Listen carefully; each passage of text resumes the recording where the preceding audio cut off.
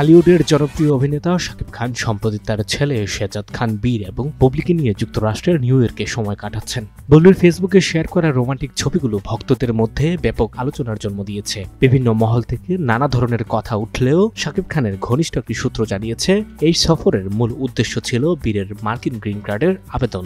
তবে বুবলির শেয়ার করা ছবি ঘিরে রহস্য বাড়ে। অনেকেই ভাবতে শুরু করেছেন শাকিব বুবলি এক হচ্ছেন আবারও, তবে সূত্র বলছে ভিন্ন কথা।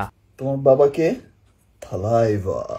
সূত্রের ভাষ্য মতে এই সফরে শাকিব বুবলি থাকছেন আলাদা বাসায়। শাকিবের ঘনিষ্ঠ সূত্র নিশ্চিত করেছে যে বুবলি ও বীর একটি হোটেলে ছিলেন আর শাকিব তার বন্ধুদের বাসায় থেকেছেন। তারা আরও জানায়, শাকিব খান দেশে ফিরলেই বিষয়টি সবার কাছে পরিষ্কার হয়ে যাবে। বুবলির সঙ্গে তার কোনো পারিবারিক সম্পর্ক নেই। যতটুকু সম্পর্ক আছে তা শুধুমাত্র তাদের ছেলে বীরের কারণেই।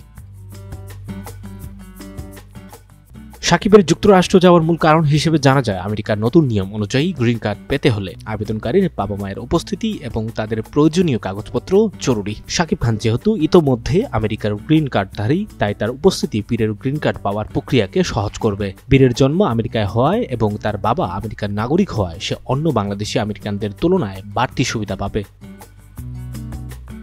সঞ্জয় দত্ত, যুগান্তর নিউজ।